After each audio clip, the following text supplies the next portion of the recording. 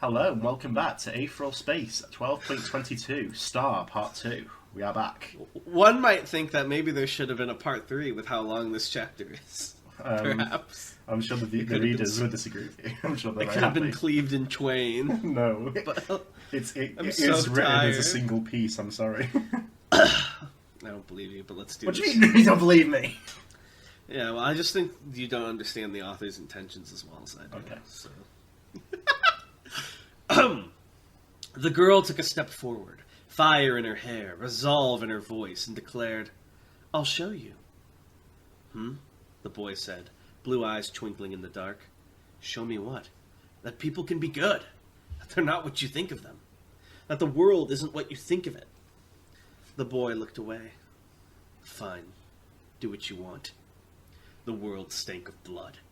That wasn't entirely true, of course. It was Dragon Hadrian that stank of blood. That was inevitable. He was covered in the stuff from head to toe. The life and times of Victor Nezel painting his skin and clinging to his nostrils. A shudder went down Dragon's spine.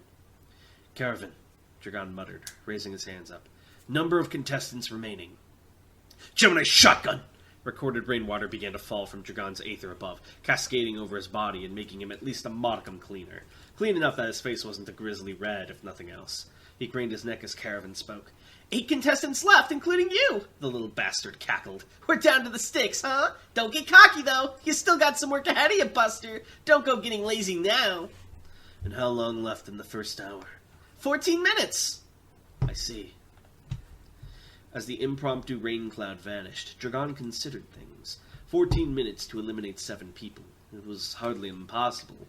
Some of those people would surely already be fighting each other, and so Dragon could dispatch them while they were distracted. It'd be a race against time, but it was a race that could be won. If only he wasn't preoccupied. Dragon's eyes flicked to the entrance of the mall, what was left of the grand archway. The face of a nightmare grinned back at him, hunched down to fit in the gap. The paleo beast had returned. That barbed tongue tasted the air. Those quills twitched on its head. Those claws tapped. "You're adding more?" Sorry. Enough! I'm like the crying anime girl with her head thrown back. Enough! Enough! Those claws tapped against the ground. Every aspect of this thing's biology was perfected for killing, and every single bit of it was aimed at him. That grin widened. Dragon sighed, turning towards it fully, water still dripping from his hair. "Fine," he said. "Let's do this." Aetheral Space 12.22 Star Part 2. In the days to come, the Absurd Weapons Lab would pore over all available footage of the clash between Dragon Hadrian and the specimen known as the Kaiser. For some, it became an obsession. Entire theses would be written based on what they observed. It would be theses with an E if it's multiple. Thank you. The way. No problem. It went a little like this. Dragon's leg snapped up, ankle shining with blue pinpoint aether, and smashed into the midsection of the Kaiser, sending it flying up into the air. The roof of the mall was finally destroyed as the paleo beast tore through it. How did he kick? Wait, this thing's huge, right? Yeah. It's like bigger than a T-Rex? Yeah. How? Couldn't How quite did he make- get he's so got, strong? He's got strong aether. He used it all in one spot. The roof of the mall was finally destroyed as the paleo beast tore through it, an unearthly screech emerging from its open mouth. He should have done this in the fucking fight! Its limbs, muscular arms and legs, flailed uselessly at empty air as the creature rose into the sky. Yellow aether crackled. Scholars would come to write about this moment. Phenomenon. Confirmation of aether development. Yellow coloration. Confirmation of infusion to boost innate attributes.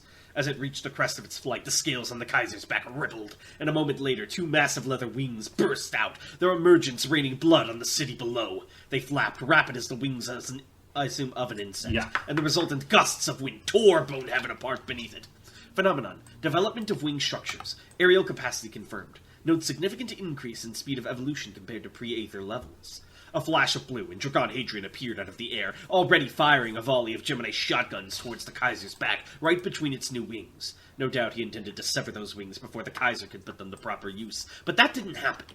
The paleo beast twisted its body as the projectiles approached, and so they simply scraped at its sides. The attack gouged out long strips of angry red flesh, but left the wings unharmed. Again the Kaiser roared, whether from rage or pain none could say, and the sheer force of the sound was enough to throw Dragon Hadrian up into the clouds. Phenomenon. Pinpoint infusion of aether and vocal cords confirmed. Following observation of Hadrian's aether usage, subject incorporates his technique into its own attacks. With another flap of its mighty wings. Like, hold on, if you're using pinpoint aether, though, could you still keep up something like the wings? Because that's not really all your aether concentrated. Well, what it did was it infused basically its sort of evolution ability. And just make it go, like, really fast. I gotcha. With another flap of its mighty wings, the Kaiser launched itself upwards, pursuing Dragon. Yellow aether continued to crackle around the wounds on its side, and as the camera watched, those wounds slowly slid shut, like the natural healing had been put on fast forward. Phenomenon. Confirmation of already accelerated regenerative abilities infused and enhanced with aether. By the time it broke through the cloud layer, spreading its wings wide, it was already fully healed. Those countless razor-sharp teeth snapped open as the thing roared once more in triumph, then recoiled as a bolt of blue aether flew into its throat. Taking advantage of the distance that roar had put between them, Dragon Hadrian had entered Gemini World and waited for the Kaiser to reach him. He'd finish it off the same way he eliminated Victor Nezel, an attack from the inside. Gemini shotgun! The Kaiser writhed in agony as blue light strobed within it, shining through the skin of its belly. Oh, I can imagine that. But it did not die, and within the span of a few seconds, even the pain seemed to fade. Phenomenon. Adaptation against previously successful attack, Gemini shotgun. Adjustment of scale density, strength of internal tissue, and pain tolerance. Deep in the belly of the beast, stomach acid pouring over him, Dragon Hadrian gritted his teeth. Fine, he thought. Gemini railgun!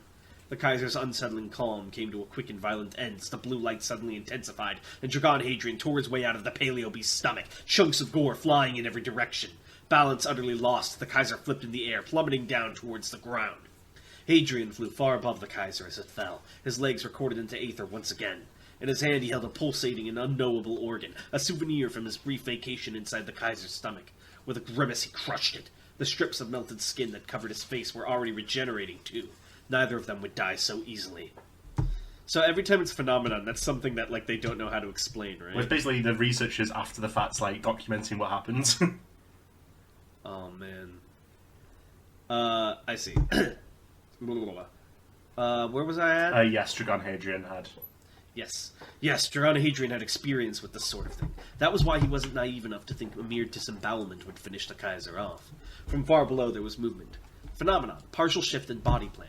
Evolution that would have previously taken days is now accomplished in seconds. 6 bloody red tentacles whipped up towards Hadrian, and they would have slapped him out of the sky if he hadn't retreated into Gemini World. Each time he reappeared, they struck out again, seemingly automated, the only purpose of their existence being to destroy the enemy. In that way, they were much like the Kaiser itself.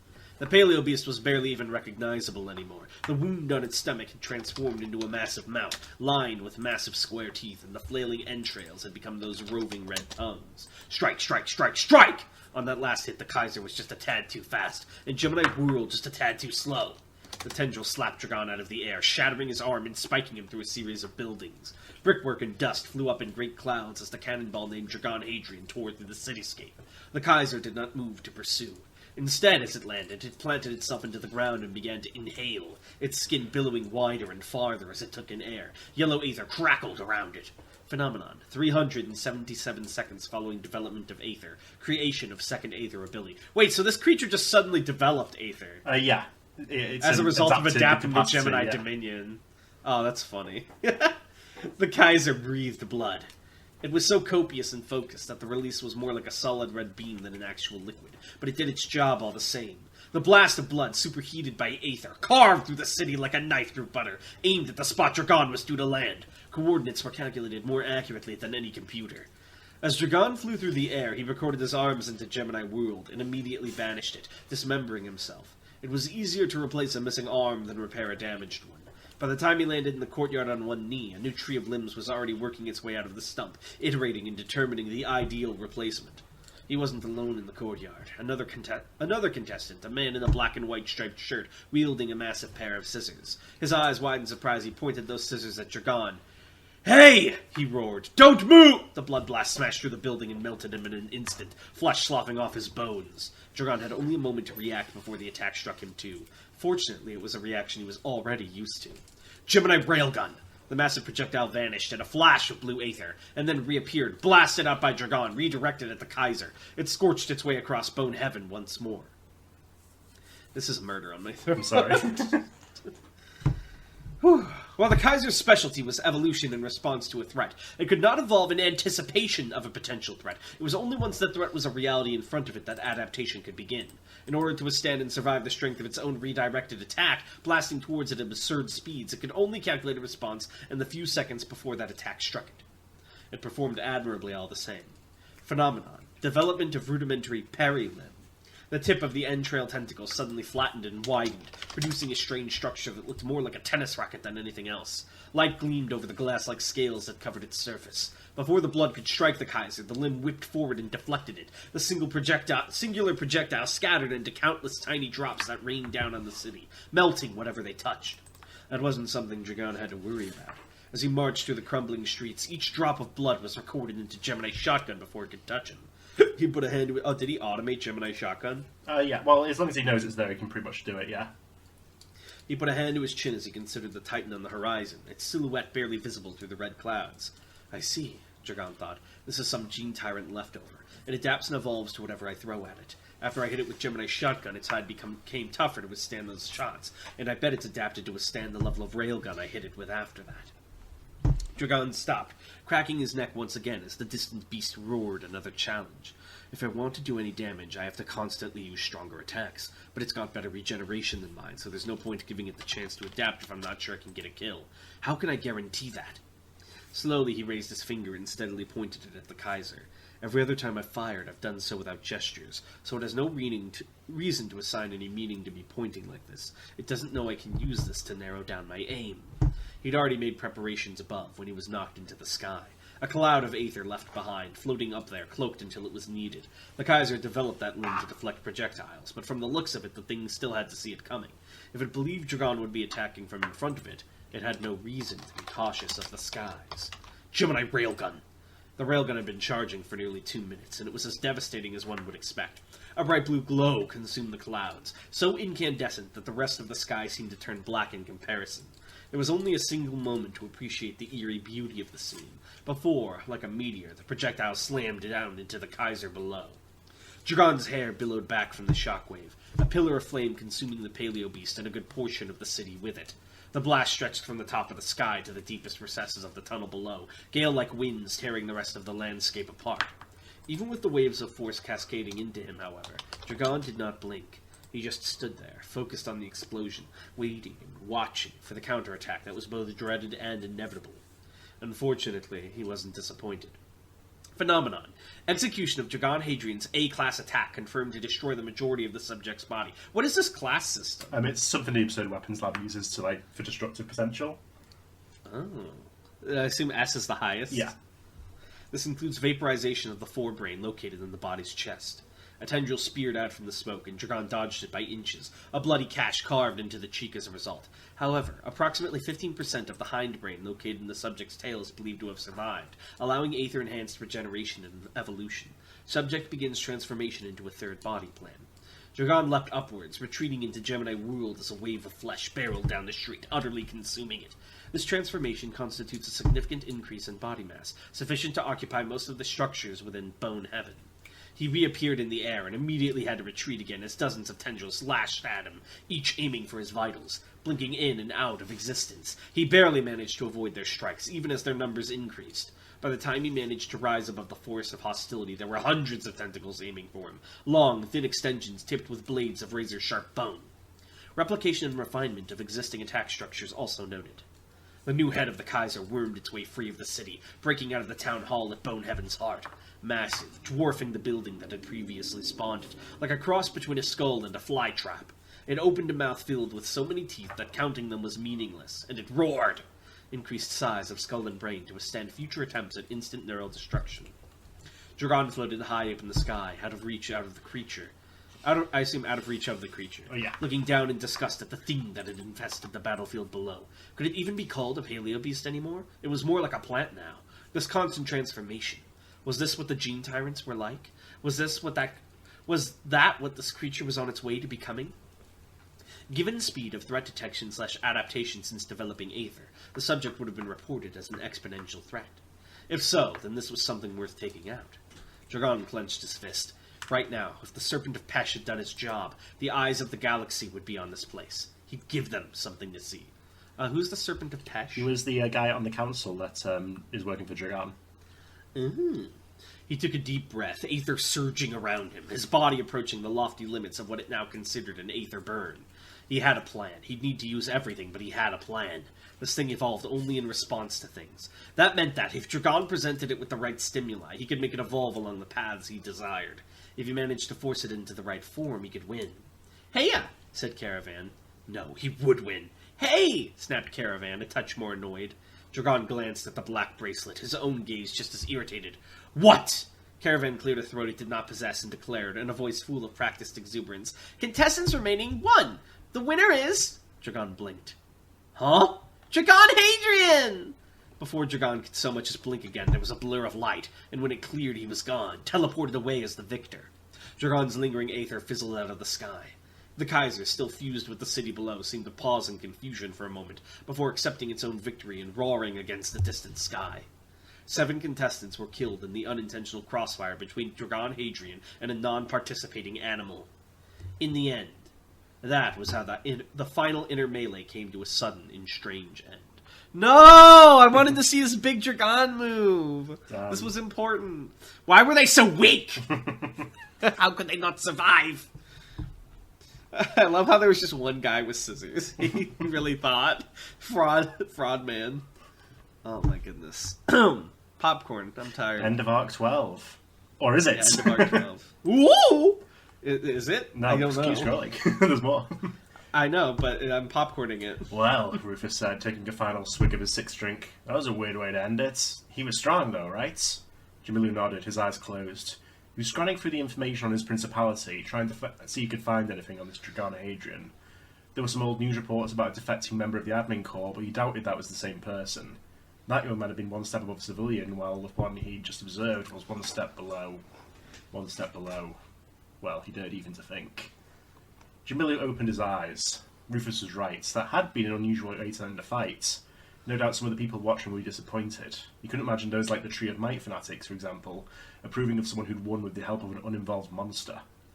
Even if it hadn't actually been that way, tongues would talk, and enough tongues in unison could bring down even the strongest contender. He stood up from the table.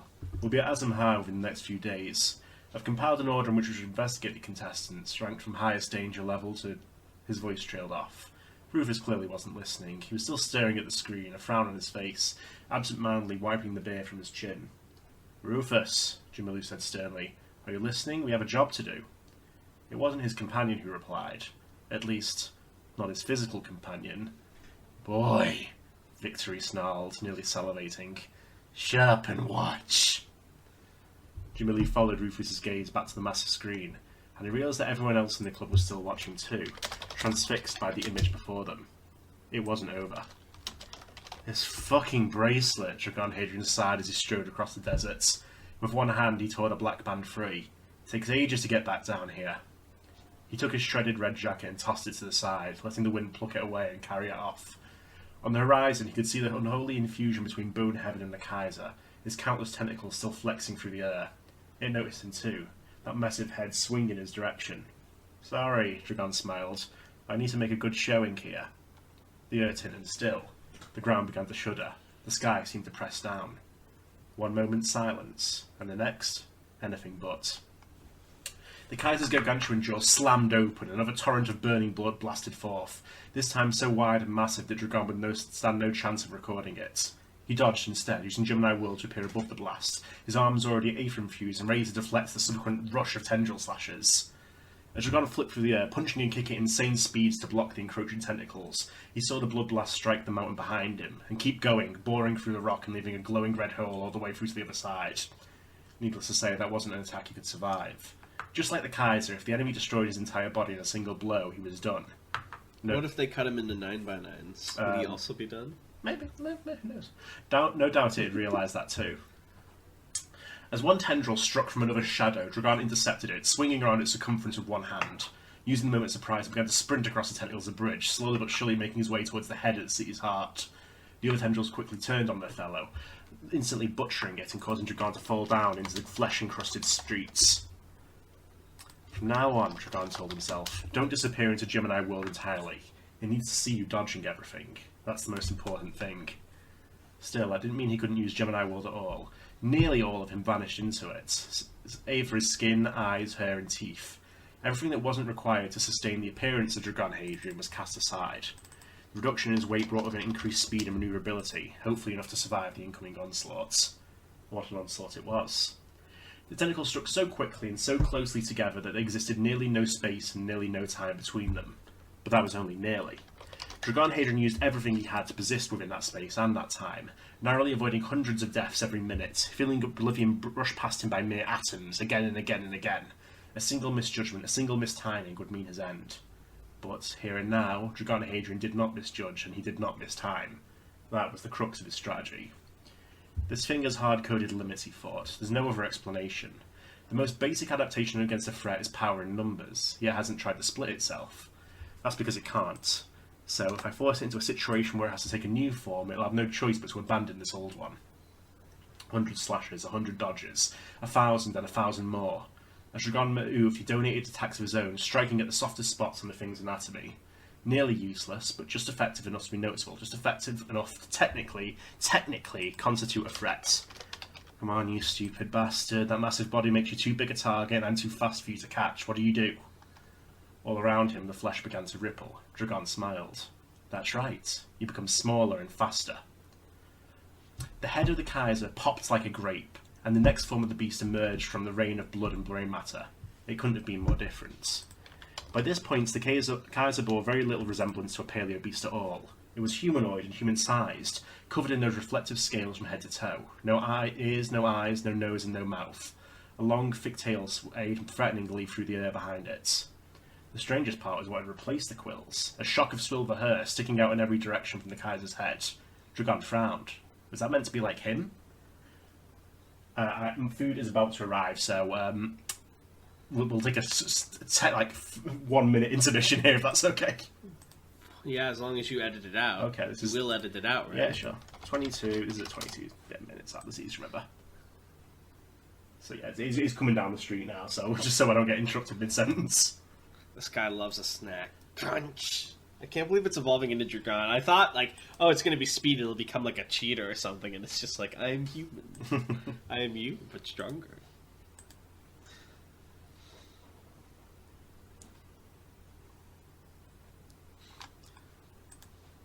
I want to dance with somebody.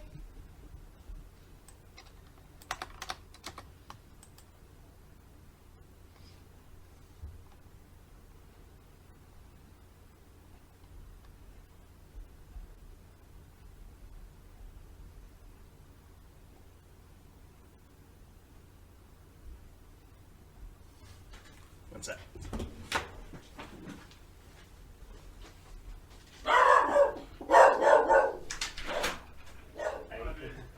It's 86, isn't it? 86, yeah.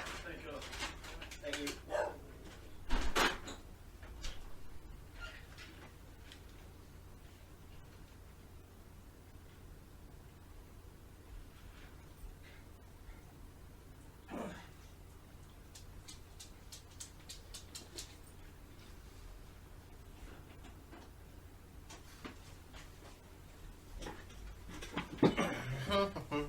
Okay, hello.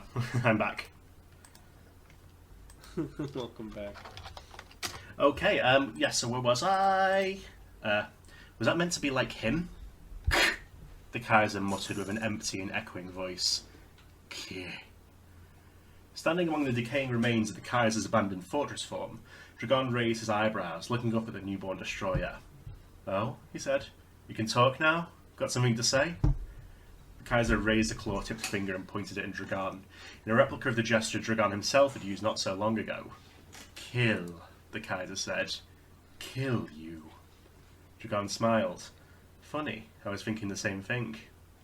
How did it know English? It learnt it. It adapted. How? Okay. Its creator spoke Alright. English. I see. Can I popcorn? Yeah. Morgan Nock burst into a Toy Muzanzi's recovery room. The script already clutched in his hand. The full moon looked blearily up from his bed. Morgan? He'd mumbled, pulled out of dreamland. What is it? His lieutenant held up the script. Footage from the last inner melee. I thought you'd want to say... See it, I sorry. assume see it. I thought you'd want to see it right away, considering... As the script was placed in front of him, Atoy Muzazi still half asleep. Oh, Atoy Muzazi was still half asleep. However, when he saw that face, that Aether, his eyes snapped wide open. "Dragon Hadrian," he whispered. "Dragon," Ruth breathed, watching the video once again. It had apparently just reached 1 billion spins on Sphere, footage from the last of the inner melees. The unbelievable spectacle from the one they were calling the Star. The absolute destruction. The strength that could not be challenged. Was she dreaming? She'd known Dragon would be participating, but this was something else entirely. She looked up as the door slid open. Bruno swayed in the doorway, holding a script of his own. She recognized the thumbnail of the video on the screen. Just imagine one of those shitty YouTube thumbnails. He's It's like a falling, red crossing his circle. arms. What's wrong with supremacy? Dragon male, even stronger than Cadman? No doubt those same cold eyes were reflected on countless scripts for many nights to come. Twin ribbons of blue and yellow clashed through the skies of Bone Heaven.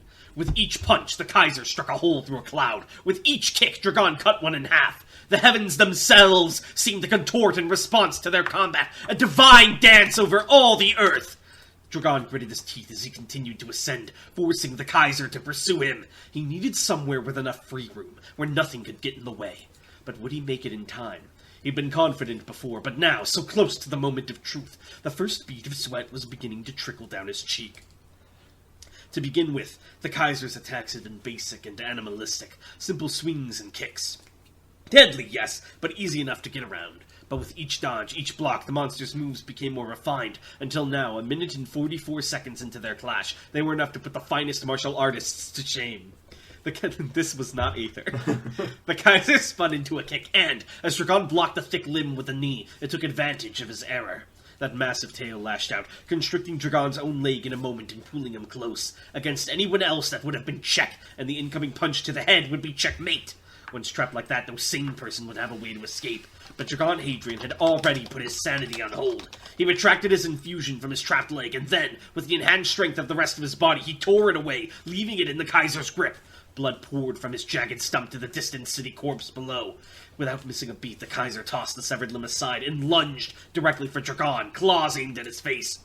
Gemini Dominion! 3 seconds. The instant the Kaiser entered the simulated space, it began to surge its own Aether, resisting the recording and ejecting itself early. It reappeared in the same spot and went for Dragon again, hissing at him. Gemini Dominion, 2 seconds. Gemini Dominion, 1 second. Gemini Dominion, 0.2! It was doing this on purpose, intentionally getting itself caught in Gemini Dominion so that it could adapt further against the ability, beating its own escape record each time. It was kind of like a time trial in a video game. This thing was playing with its food now. Was that sadistic personality something else it had developed in response to Dragon Hadrian? It didn't matter now. They'd reached their final destination. The Kaiser appeared right in front of Dragon Hadrian. Die, it snarled. With all the speed and strength of a titan, it thrust its fist forward and... Aether Ping hesitated. Dragon Hadrian had just done something inexplicable. Instead of dodging, blocking, or attacking, he had lowered his defenses for a moment to scan empty space. It was clearly a suicidal move, and yet the Kaiser knew now that Dragon Hadrian was no fool. So it had no choice but to stop, at least for an instant, and analyze the non-existent threat it had been presenting with. The purpose of this ping had not been reconnaissance. The ping itself had been immaterial. What Dragon Hadrian was really doing was forming a grand sphere of Aether. Gemini Railgun. Ruth Blaine put a hand to her mouth in horror. Bruno Del Ced could not watch, nor could Serena. Atoy Muzazi watched, his mouth a straight line, his gaze inscrutable. From deep within Jamilu's head, the old demon of the dawn they called Victory let out a low sigh of pleasure. Azaz, it hissed, the name of the First Supreme, for in this moment that was who it thought it was seeing. What Dragon Hadrian had done was very simple. The strategy consisted of 3 steps. Sorry, 4 steps. Fuck, rip all the gravitas. He had formed the sphere of his own Aether, encasing both himself and the Kaiser. He had fired Gemini Railgun inwards from that sphere, aiming at the Kaiser and blasting through it. Upon reaching the other side of the sphere, the railgun projectile was recorded and then refired from another point within the sphere, again and again and again, With each shot, the speed increased, and so did the power, and thus the projectile was always slightly more powerful than the Kaiser's maximum tolerance, but that speed increased exponentially. At first, it seemed like the single shot was bouncing around inside the sphere like a pinball. Then the after images increased to such an extent that they seemed like a legion. Soon enough, it was so fast that there was no distinction between one path of travel and the next, until that single shot was occupying every spot within the sphere nearly simultaneously, and so the sphere shined incandescently, burning through the sky. Dragon Hadrian had become a star. Indeed, he himself was in the midst of his own attack. For his plan to work, he could not allow any space save his own body to be free of that intolerable heat and force. To make sure there wasn't a tiny gap between his skin and the attack, he allowed the projectile to come perilously close, scraping away at him. The body that he'd brought back to reality had been cleaned of skin, flesh, and bone, forming a grotesque silhouette in the midst of the makeshift star. Dragon Hadrian's skull stared sightlessly into the burning brilliance of its own making. His limbs spread wide, tendons snapping like steel cables. Blood rained down like wine. This is what the world is like, Ruth, he thought. And this is how you change it. You tear yourself apart. You flay yourself alive. You sacrifice everything. Until all that's left is what you've created. The Kaiser would have survived this. Dragon already knew it would. Some tiny scrap of flesh, some tiny chip of bone would persist. Like always, it would adapt, seeking the path of least resistance to survive and overcome. Dragon would present it with that path. It would take no road but the one he chose for it. Fate would contort itself into a shape of his own design. From now on, the only one that decides what happens is me. He lifted the infusion from his own body. Phenomenon. The subject assumes its final form, nigh incorporeal and parasitic. As it flew into Dragon Hadrian's vulnerable body, claiming the vessel for its own, the Kaiser made its final mistake. Is he gonna fucking capture the Kaiser as his next buddy, so he can constantly adapt? Oh, dude, is he even beatable? How? It was a flame. No, it was not. However, the physical form flickered in such a way. What was the meaning of it? The Kaiser did not understand. There was a need to understand, and so it soon would, but for the time being it did not. It looked up. In this format it had no head or eyes, but it adjusted the angle of its observation all the same. This was an imaginary space. Such theoretical movements were permissible. A black void with a long wooden dinner table stretching out in front of it. Only one chair. Dinner table and chair were old concepts ingrained in the brain. They should not have been relevant in this context. The organism at the other end of the dinner table, sitting on the chair, was relevant. A very young human woman, sitting with her legs crossed, a knife and fork clutched in her hands. She had bright orange, messy hair that she had to shake out of her eyes. When she grinned, there was a gap in her teeth. "Hiya, Lizardo," the girl said. An enemy? An obstacle? This was something that could be understood. "Who? You?" the Kaiser rasped. Previously, it had never needed verbal communication, and so this initial attempt was clumsy. Give it an hour or so, though, and it would be among the most eloquent and efficient of speakers. Its consciousness was already undergoing the necessary restructuring. The girl didn't answer. She just twirled that fork in her hand. Her eyes flicked down towards the table. The Kaiser's gaze followed her own, and, for the first time, something approaching fear returned to its mind. Lying there, on countless plates, spread across the table, were the Kaiser's severed body parts.